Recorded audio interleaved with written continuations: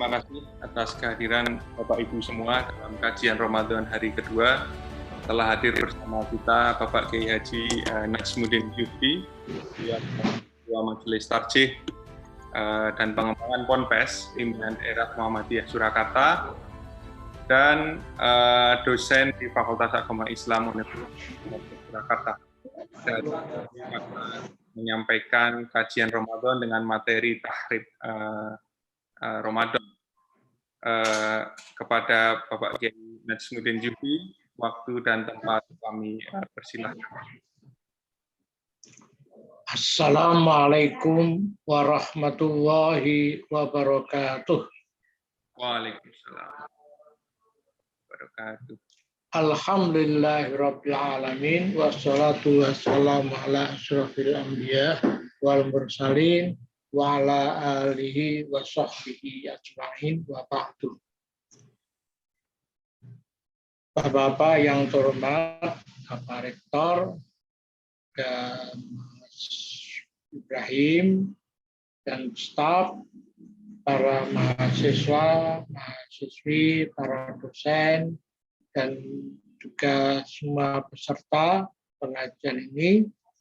Alhamdulillah, dengan rahmat Allah kita sudah memasuki bulan Ramadan hari yang kedua, sebentar lagi kita masuk hari ketiga, insya Allah. Semoga kita selalu sehat dan sukses dalam melaksanakan berbagai kegiatan kita. Amin. Kemarin memang saya diminta untuk mengisi kajian setengah jam sebelum berbuka, tapi tadi oleh Mas Ibrahim diminta temanya tentang yang berhubungan dengan ekonomi. Insya Allah minggu depan, ya, minggu depan. Ini kita masih tanggal 1, 2, 3 itu tarhib Ramadan dulu, jangan sampai kita tidak memahami dengan baik tentang Ramadan, ya. Maka saya biasa begitu, tanggal 1, 2, 3 itu target Ramadan, kalau yang lain nanti tanggal 4 sampai akhir. Nanti insya Allah hari Sabtu saya juga akan ngisi juga tentang vaksinasi dalam perspektif Islam. Ya.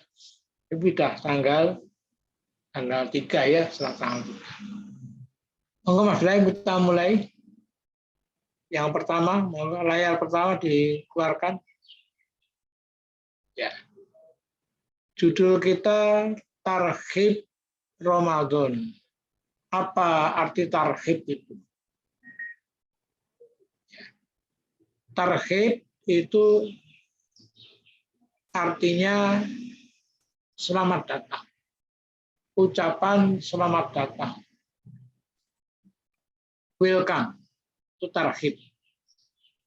Jadi kita meskipun sudah tanggal 2, tapi situasi kita masih menyambut bulan Ramadan, ya, meskipun sudah tanggal 2, karena berbagai hal yang akan kita laksanakan di bulan Ramadan belum dapat disiapkan dengan maksimal.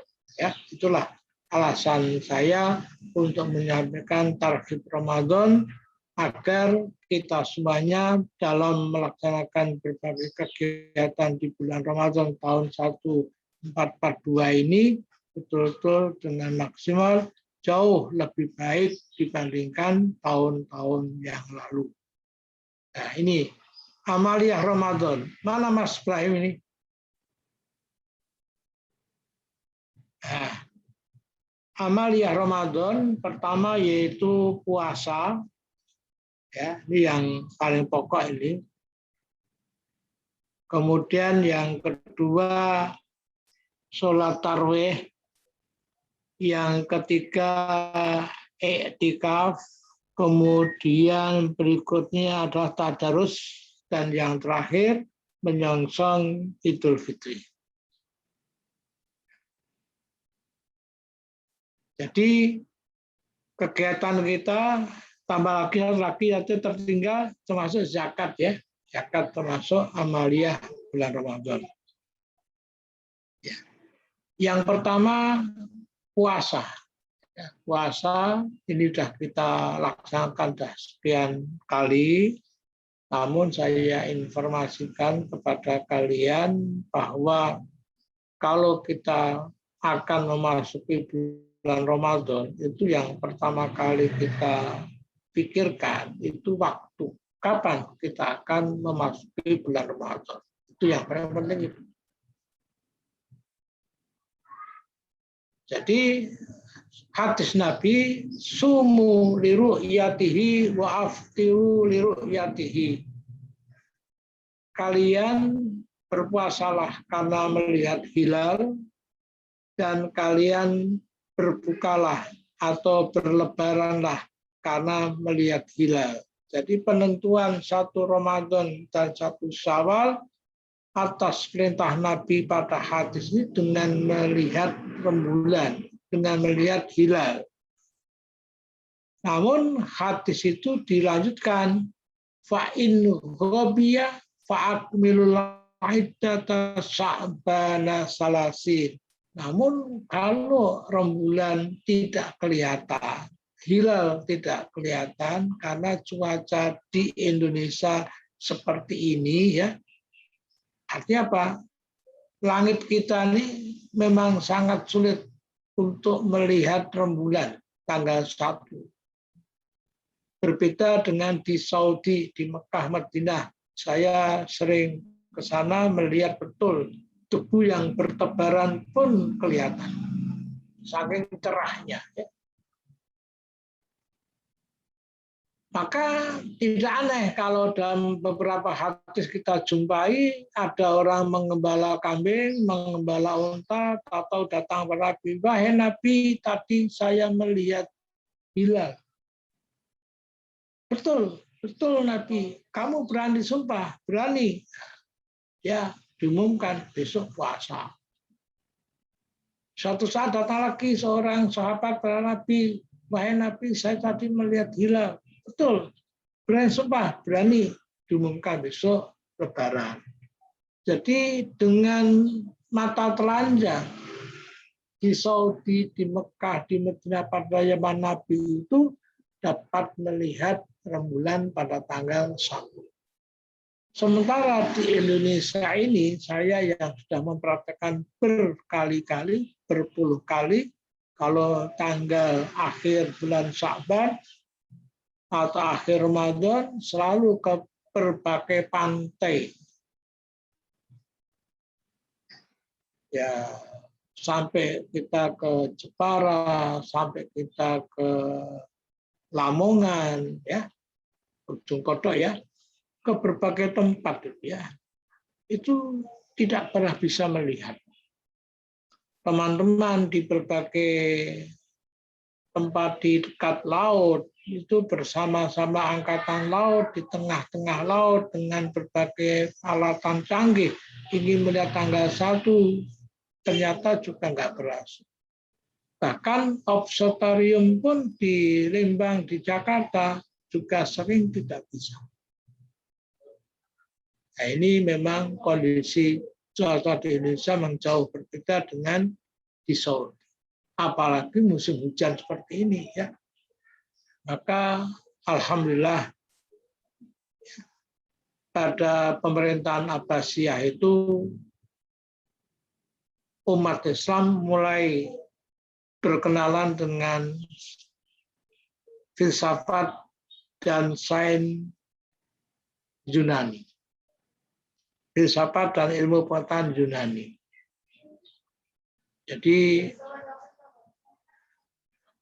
Alexander Agung, seorang kaisar Romawi, itu berhasil mendirikan semacam akademi ilmu dan filsafat Yunani di berbagai negara timur. Kayak di Persia, di Mesir, dan di Syria. Ada 3 tempat, ya. Disitulah mereka belajar. Jadi ilmu kedokteran, ilmu ekonomi, ilmu sejarah, biografi, astronomi, ilmu falak dipelajari di situ. ketika seorang khalifah Abbasiyah bernama Al-Mansur itu sakit, dia meminta para stafnya untuk mencarikan dukun yang paling manjur di kampungnya untuk dibawa ke istana mengobati dirinya. Datanglah mereka dengan dukun-dukun, tapi ternyata nggak sembuh. Ada seorang staf yang datang membawa seorang dokter, alumni dari Akademi Kedokteran Bactra di Persia. Nah, dokter ini datang mengobati langsung sembuh. Maka Al-Mansur heran, kok ada dukun kayak begini? Oh, ini bukan dukun. Loh, apa kalau nggak bukan dukun? Ini adalah dokter. Loh, belajar nggak? Oh, belajar. Di mana? Di Bactra. Itu apa itu? Oh, itu pusat kajian filsafat ilmu pengetahuan dan filsafat Yunani. Nah, waktu itulah maka Al-Mansur memerintahkan 50 remaja yang cerdas-cerdas dikirim ke Bactra untuk belajar.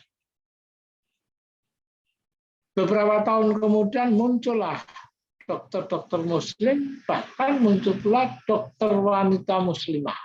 Wah, hebat sekali ya. Al-Mansur hebat sekali. Akhirnya mereka lah mengembangkan ilmu pengetahuan, termasuk menerjemahkan buku-buku berbagai ilmu pengetahuan dari bahasa Yunani ke bahasa. Nah, itulah awal persinggungan antara umat Islam dengan ilmu pengetahuan dan filsafat Yunani yang mengakibatkan umat Islam hebat ya waktu itu di muka bumi ini. Ya, jadi kembali pada ilmu astronomi termasuk ilmu yang dikembangkan di berbagai pusat kajian filsafat dan ilmu pengetahuan Yunani di 3 tempat ini, Mesir, Syria, dan Persia. Dengan ilmu falak, ilmu astronomi yang kemudian dipelajari tahun demi tahun sampai ke Indonesia, dipelajari juga ulama-ulama di Indonesia. Akhirnya ulama-ulama di Indonesia itu banyak juga yang pandai dalam bidang astronomi. Maka hadis Nabi tadi menerangkan kalau kondisinya tidak kelihatan karena cuacanya yang tidak menguntungkan, maka sesuai dengan hadis Nabi gimana? Fa'akmilul iddata sya'bana salasi. Sempurnakanlah bilangan bulan Sya'ban 30 hari. Kalau udah tanggal 29, rembulan nggak kelihatan.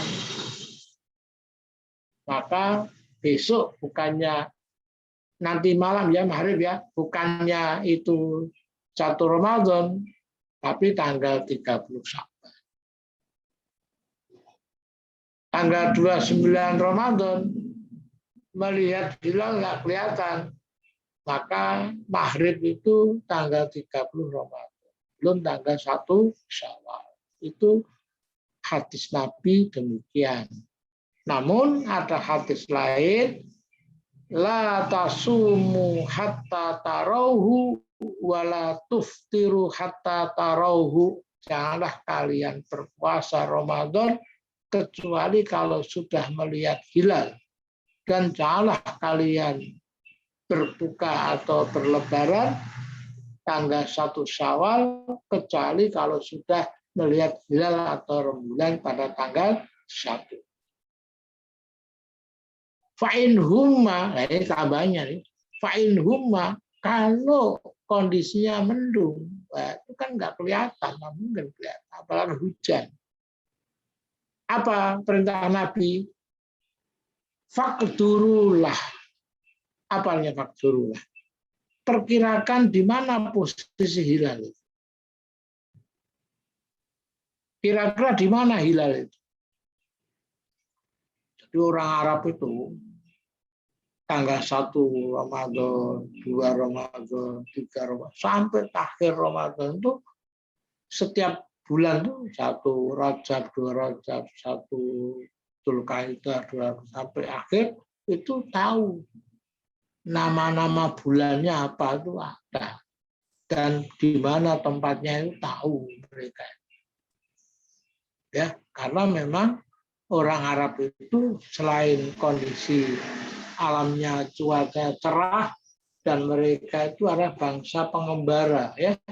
Mereka tuh sering berdagang dari Madinah, dari Mekah ke Syria, dari Mekah atau Madinah ke Persia, ke Mesir, ke Ethiopia, dan sebagainya. Itu berhari-hari. Nah, di jalan itu mereka, kalau pagi mereka tidur sampai sore, kalau sore mereka persiapan, dan awal malam mereka berangkat pagi. Sehingga malam itu mereka mempelajari bintang-bintang, rembulan, dan sebagainya. Artinya mereka termasuk bangsa yang pandai di bidang ilmu-ilmu yang berkenaan dengan rembulan, bintang, dan sebagainya. Ya. Fakedurulah, perkirakan di mana posisi hilal. Nah,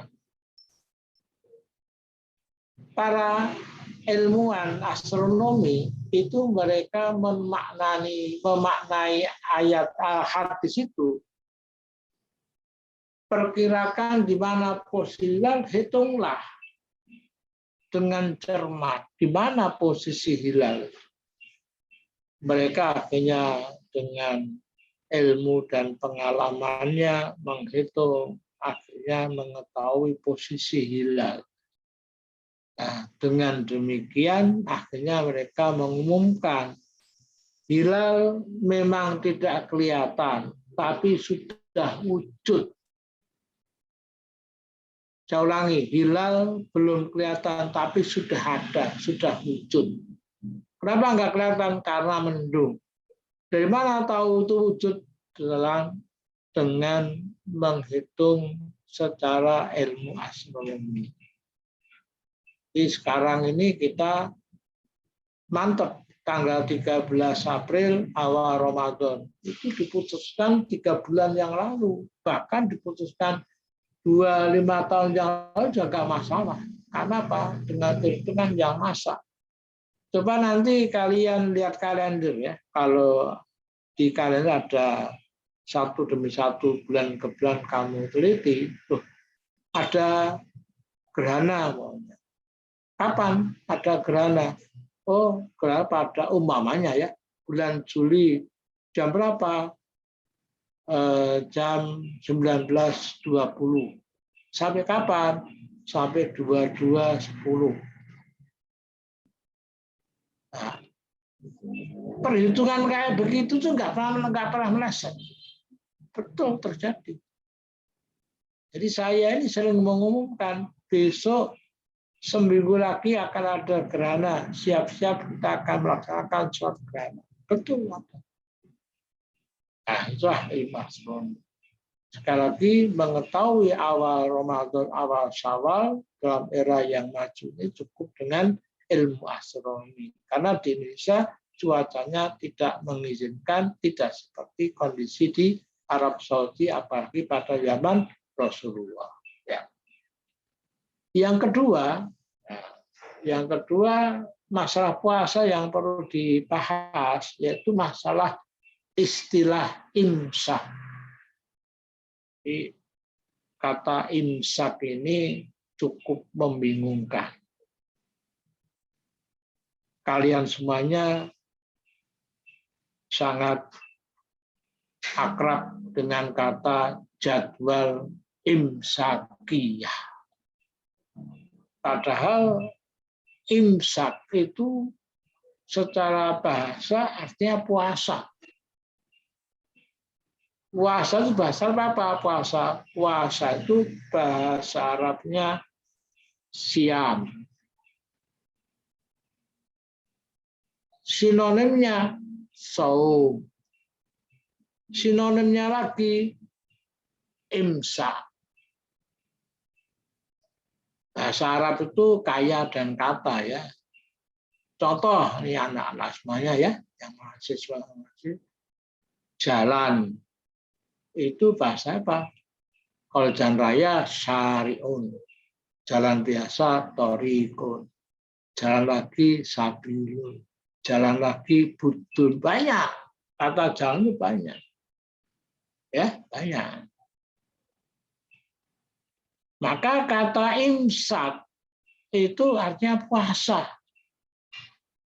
Nah, ulama-ulama nenek moyang kita itu menggunakan kata imsak artinya apa?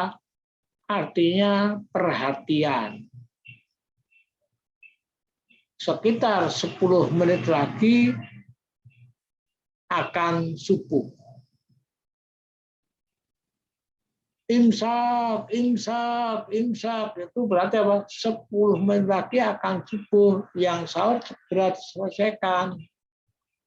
Yang belum selesai sahur, selesaikan dengan cepat. Dan itu nggak pas. Itu kalau ingin memberikan peringatan kepada mereka agar tidak tidak saatnya subuh masih makan, di mulutnya masih ada nasi dan sebagainya, ya, jangan sampai seperti itu. Maka kata-katanya bukan kata imsak yang benar, itu kata tambih, gitu ya. Itu Ustaz Adi Hidayat itu menyampaikan itu tambih, tambih peringatan, tambih bukan imsak. Kalau imsak apa? Subuh, imsak subuh itu berbeda, ya, berbeda. Memang pada zaman Nabi itu Nabi meminta kepada Abdullah ibnu Mas'ud 10 menit sebelum subuh membaca Al-Quran sebanyak 50 ayat. Setelah selesai 50 ayat, minta kepada Abdullah ibnu Ummi Maktum untuk azan subuh. Nah, para ulama akhirnya 50 ayat dari 10 menit sebelum subuh sampai subuh itu mereka menyatakan imsak. Ya. Ini kalau secara bahasa nggak pas, ya, nggak pas. Apalagi istilah jadwal imsakiyah itu berarti jadwal puasa, jadwal puasa. Jadwal puasa itu isinya apa? Kapan sahur, ya, kapan ada peringatan sebelum subuh, kapan subuh, kapan maghrib, itu aja cukup sudah. Tidak ada jadwal sholat di imsakiyah. Maka pimpinan daerah Muhammadiyah Majlis Tarjih, ya, PDM, pimpinan daerah Muhammadiyah Surakarta, dalam membuat jadwal ini puasa, ya, namanya bukan jadwal imsakiyah tapi jadwal sholat pada bulan Ramadan. Silakan dicari di Balai Muhammadiyah, ya, jadwal sholat bulan Ramadan. Hanya masih ada kata imsak dalam jadwal itu, ya, karena ketika didiskusikan itu kita hanya berani merubah istilah jadwal imsakiyah menjadi jadwal sholat pada bulan Ramadan. Belum berani menghilangkan kata imsak. Karena apa? Karena sudah terlalu luas. Semua orang memahami semua seperti itu. Tapi saya pribadi sangat salut dengan Ustaz Adi Hidayat yang berani menyatakan itu nggak tepat, harus dirubah. Beliau berani menentang arus, ya. Alhamdulillah. Kemudian, ya, setelah kita bicara masa puasa, kita kegiatan yang paling masyhur dalam bulan Ramadan sholat tarawih. Jadi sholat tarawih ini cukup menarik, ya. Kenapa cukup menarik? Karena sholat tarawih sangat digemari oleh bangsa Indonesia, umat Islam di Indonesia. Umat Islam di Indonesia sangat menyenangi apa yang namanya sholat tarawih. Ya, Mas Ibrahim, dilanjutkan.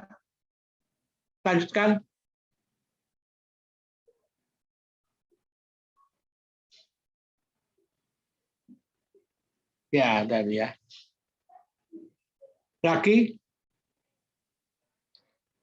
salat tarawih. Ya, salat tarawih ini cukup menarik. Menarik ya. Karena apa? Karena salat tarawih ini salat yang digemari oleh umat Islam, namun kajian para ulama dulu bervariasi.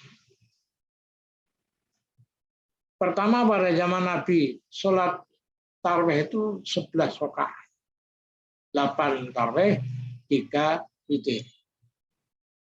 Yang kedua, pada masa Khulafaur Rasyidin secara resmi di Masjid Nabawi, sholat tarawih itu 11 rakaat. Tapi ada sebagian sahabat yang sudah tua, tidak kuat ke masjid, tidak kuat berjamaah tarawih di masjid, mereka sholat di rumah masing-masing. Nah, mereka itu sholatnya tidak 8 rakaat, tapi 20 rakaat. Ada yang ngitung begini. Jadi kalau zaman Nabi itu di Masjid Nabawi, sholat tarawih itu 8 rakaat, setiap rakaat 200 ayat. Jadi 8 rakaat 1.600 ayat. Nah, para sahabat pada zaman Umar bin Khattab pertama ya, itu sudah tua-tua. Sudah 70 tahun ke atas. Mereka pun kalau berdiri nggak bisa, kecuali tangan kiri sedekap, tangan kanan megang tongkat waktu sholat. Kalau amal terlalu lama nggak kuat, maka mereka minta dikurangi, ya. Mereka mengurangi ayat-ayatnya tidak 200 ayat, tapi cukup 80 ayat saja. Supaya sama dengan 1.600 ayat yang dilaksanakan di Masjid Nabawi, maka sholat tarawih menjadi 20 rakaat. 80 kali 20 kan 1.600 ya. Jadi yang sholat 8 rakaat di Masjid Nabawi sama dengan yang sholat 20 rakaat di rumahnya masing-masing. Dari sisi jumlah ayat yang dibaca. Namun nanti pada zaman Bani Umayyah, pada masa Muawiyah bin Abi Sufyan, sholat tarawih ini menjadi 36 rakaat, witirnya 3, jadi 39 rakaat. Ya. Pada abad ke-4 dan ke-8 Hijriyah, ya, itu para ulama mengembalikan sholat tarawih seperti pada zaman sahabat, pada zaman Khulafaur Rasyidin yang di rumah, yaitu 20 rakaat. Kemudian pada abad 8 sampai abad ke-14 Hijriyah, sampai sekarang ya, abad 15 Hijriyah, sholat tarawih di Masjid Nabawi itu kembali 20 rakaat. Siapa yang merintis 20 rakaat? Dirintis oleh Raja Saud. Jadi Raja Saud ketika mendirikan kerajaan Saudi itu mengfatwakan agar sholat tarawih kembali kepada zaman Umar bin Khattab. Beberapa sahabat sholat tarawih itu 20 rakaat, terutama para sahabat yang tidak mampu sholat bersama berjamaah di Masjid Nabawi. Sampai sekarang di Masjid Nabawi 20 rakaat. Tapi Muhammadiyah tetap bertahan 11 rakaat. Berikutnya waktu sholat. Waktu sholat ini ada 3 macam. Tidak atur sini ya, karena mudah. Pertama setelah Isya. yang dikerjakan oleh kita semuanya pada umumnya. Yang kedua sekitar jam 1 malam. Yang ketiga sepertiga akhir malam, ya, sepertiga akhir malam. 3 itu. Yang paling afdal ya sepertiga akhir malam itu paling afdal itu ya. Namun kebanyakan orang Indonesia melaksanakan sehabis isya. Ya. Tata cara sholat tarawih. Tata cara sholat tarawih ada yang melaksanakan 11 rakaat. 5 kali 2 rakaat salam, sekali 1 rakaat salam, 11 rakaat. 2 rakaat tahiyat salam, 2 rakaat sampai 5 kali 1 kali 1 rakaat tahiyat salam. Ada yang 2 rakaat salam, 4 kali 8 rakaat ya, kemudian 3 rakaat 1 kali. Ya. Kemudian ada lagi 4 rakaat salam, 4 rakaat salam, 3 rakaat salam. Kemudian ada lagi yang 4 rakaat salam, 4 rakaat salam, 3 rakaat salam, tapi tahiyatnya 2 kali seperti sholat isya itu. Ya, itu macam-macam cara melaksanakan sholat tarawih. Berikutnya bacaan sholat tarawih itu para imam diminta kalau membaca Al-Quran oleh Rasulullah apa? Antakra'u qira'atan muqatta'ah. Muqatta'ah itu apa artinya? Dipotong-potong. Contohnya gini, Alhamdulillahi Rabbil Alamin. Potong. Stop. Ar-Rahmanir Rahim. Potong lagi. Maliki Yaumiddin. Potong lagi. Iyyaka na'budu wa iyyaka nasta'in. Potong lagi. Itu namanya muqatta'ah. Kalau ada imam alhamdulillah rabbil alamin arrahmanir rahim maliki yaumiddin iyyaka na'budu wa iyyaka nasta'in. Nah, itu namanya bukan muqatta'ah. Ya, itu ngebut itu ya. Kayak di beberapa YouTube yang kita lihat sholat 20 rakaat tambah 3 rakaat tapi cukup 10 menit. Wah, luar biasa ya. Luar biasa. Itu tidak cocok dengan hadis Nabi ya. Kemudian ada satu sholat yang asing bagi umumnya orang Indonesia, termasuk kalian mungkin, sholat khafifataini, sholat pembukaan, 2 rakaat ringan. Kapan dilaksanakan? Nah, ini sudah azan ya. Mohon maaf, nanti kapan dilanjutkan lagi ya. Terima kasih. Mohon maaf. Assalamualaikum warahmatullahi wabarakatuh.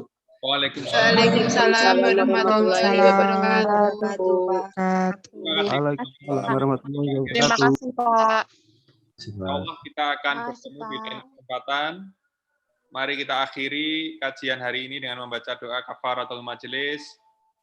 Alhamdulillahirabbil alamin. Subhanallahumma.